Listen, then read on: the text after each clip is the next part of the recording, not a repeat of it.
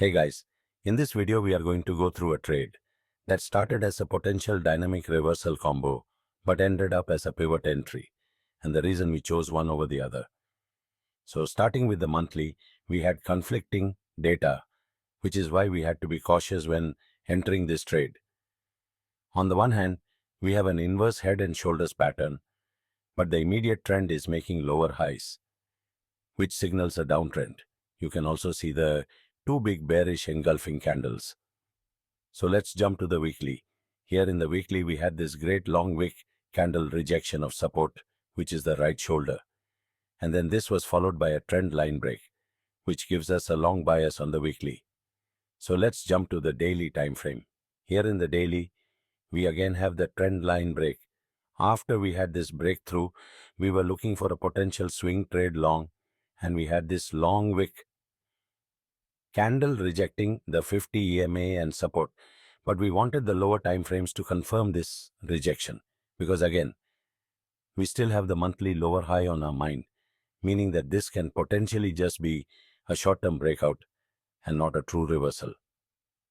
So let's jump to the 1 hour time frame. Here in the 1 hour time frame is where we took the pivot entry.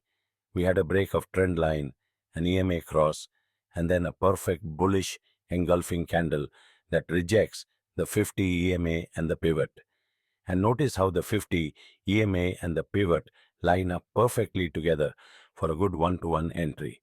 So here's how we use the 5-minute time frame for extra confirmation. Now you don't have to do this, but it is another tool you can use if you choose to do so. So after we have confirmed the rejection of the pivot and the 50 EMA on the 1 hour time frame, we jump to the 5-minute time frame to look for extra confirmation. What we'd like to see here on the 5-minute time frame is that price has broken back above the 50 EMA or an EMA cross to signal to us that the immediate trend is also bullish.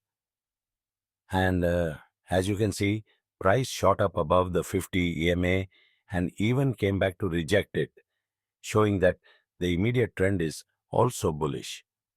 So let's do this on another pair. Here is the pound Swiss trade we recently took. Again, we first look for the 1 hour rejection of the 50 EMA and the pivot. And after we had this, we jump to the 5-minute time frame for further confirmation of the immediate trend.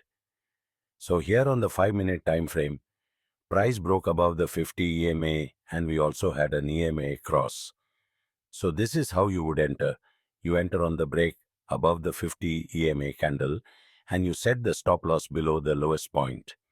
When entering on the 5-minute time frame, expect a lot of swings since you're so deep into the intraday time frames. Again, the 5-minute time frame is just used as additional confluence to what we have already established from the daily to the 1 hour time frame. So let's jump to the Swiss yen. So where the 5-minute confirmation helps the most is when you have an imperfect pivot entry. Here in the Swiss yen, you had multiple candle rejections of the 50 EMA but not the pivot.